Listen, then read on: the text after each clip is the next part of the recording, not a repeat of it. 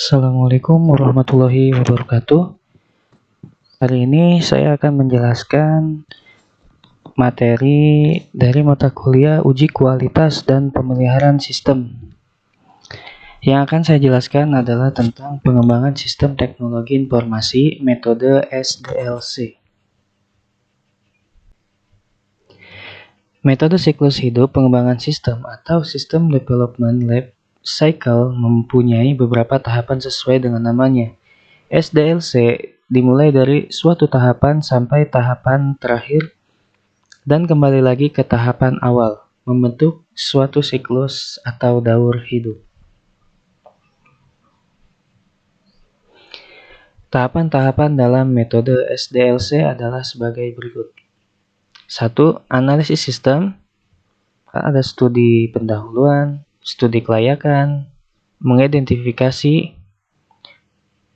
permasalahan dan kebutuhan pemakai, memahami sistem yang ada, menganalisis hasil penelitian. Untuk nomor 2, perancangan sistem atau sistem desain. Tahapannya itu ada perancangan awal dan perancangan rinci. Untuk yang ketiga, implementasi sistem. Untuk yang keempat, operasi dan perawatan sistem atau sistem operation and maintenance. Siklus atau daur hidup. Pengembangan sistem tampak jika sistem yang sudah dikembangkan dan dioperasikan tidak dapat dirawat lagi sehingga dibutuhkan pengembangan sistem kembali. Analisis sistem. Analisis sistem adalah orang yang dididik khusus untuk mengembangkan sistem secara profesional. Alasan menggunakan SDLC dalam penggunaan ini adalah karena metode ini digunakan untuk mengembangkan sistem teknologi informasi yang kompleks. Sistem teknologi yang kompleks perlu dianalis orang yang ahli di bidangnya sehingga permasalahan dapat dipecahkan dan kebutuhan pemakai sistem dapat diidentifikasi dengan benar. Tahapan di analisis sistem terdiri dari kegiatan-kegiatan sebagai berikut. 1. Studi pendahuluan. Kegiatan awal dari analisis sistem adalah studi awal atau studi pendahuluan tentang jenis, ruang lingkup, dan pemahaman awal dari proyek sistem teknologi informasi. Nah, jadi untuk analisis sistem sendiri harus seorang yang benar-benar ahli, yang dimana dia itu harus tahu tentang jenis, ruang lingkup, dan pemahaman awal dari proyek sistem tersebut. Yang kedua, studi kelayakan.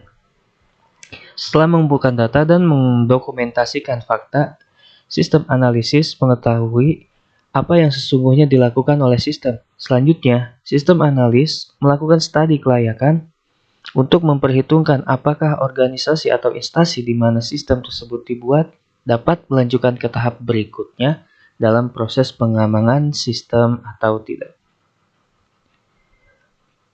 Yang ketiga, mengidentifikasi permasalahan dan kebutuhan informasi pemakai. Langkah selanjutnya adalah mengidentifikasi masalah di sistem lama supaya dapat diperbaiki di sistem yang baru. Yang keempat, menganalisis hasil penelitian. Langkah selanjutnya menganalisis hasil penelitian. Menganalisis hasil penelitian adalah menemukan penyebab permasalahan sistem dan yang tidak berfungsi sehingga dapat cepat diganti dengan sistem yang baru. Nah, ini tahapan di analisis sistem. Jadi, pertama ada studi pendahuluan, ada studi kelayakan, ada mengidentifikasi permasalahan dan kebutuhan informasi pemakai, dan terakhir menganalisis hasil penelitian. Jadi antara tiga itu tetap ada finalnya di penganalisis hasil penelitian. Jika memang layak untuk diperbaiki, maka harus diperbaiki. Jika memang sudah tidak layak, maka harus dibuatkan sistem yang baru. Oke, selanjutnya perancangan sistem. Tahapan perancangan sistem mempunyai dua tujuan, yaitu perancangan sistem secara umum adalah memberikan gambaran kepada pemakai sistem tentang sistem teknologi informasi yang baru. Perancangan sistem yang secara umum lebih diarahkan kepada pemakai sistem yang menyetujuinya ke perancangan sistem selanjutnya. Yang dirancang di tahap perancangan sistem secara umum adalah menggambarkan bentuk dari sistem teknologi informasinya secara logika atau secara konsep. dan mengidentifikasikan komponen-komponen dari sistem teknologi. Yang kedua, perancangan sistem terinci, yang dimaksud untuk menggambar secara fisik dari komponen-komponen teknologi informasi yang akan dibangun oleh pemrogram dan ahli teknik lainnya. Nah, jadi yang pertama itu estafet. Jadi step by step, bisa ada perubahan di tengah jalan atau di akhirnya ada perubahan lagi di awal. Nah, untuk yang sistem rinci ini harus benar-benar fix. Antara awal sampai akhir itu pakemnya harus sama. Nah, itu perbedaannya antara perancangan sistem secara umum dan perancangan sistem terinci. Implementasi sistem. Tahap ini merupakan tahap meletakkan sistem supaya siap dioperasikan. Implementasi sistem juga merupakan proses pengganti atau meninggalkan sistem yang lama dengan pengganti sistem yang baru. Untuk menggantikan sistem yang lama ke sistem yang baru diperlukan suatu pendekatan atau strategi supaya berhasil. Oke, next.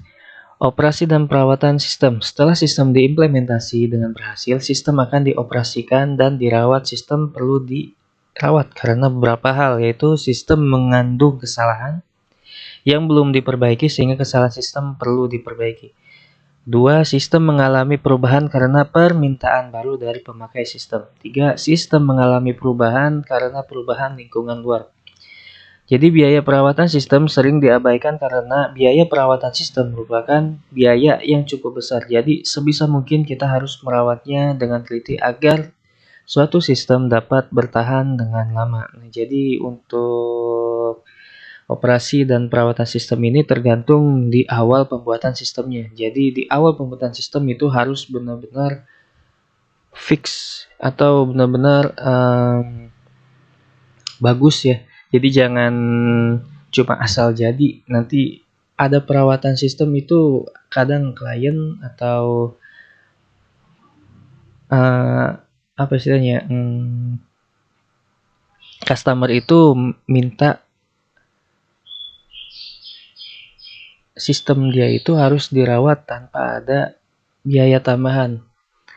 Kadang ada yang memakai biaya tambahan, tapi kalau sistem kitanya benar-benar kurang bagus, kita yang bakal repot. Jadi harus benar-benar operasi dan perawatan sistem ini harus diperhatikan.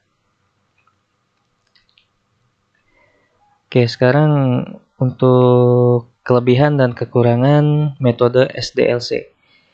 Untuk kelebihannya itu menyediakan tahapan yang dapat dilakukan sebagai pedoman pengembangan sistem. Yang kedua, akan memberikan hasil sistem yang lebih baik karena sistem analisis dan dirancang secara keseluruhan sebelum diimplementasikan. Tapi kekurangannya itu hasil tergantung hasil analisis, sehingga jika terdapat kesalahan di tahap analisis akan terbawa terus ke hasil sistem.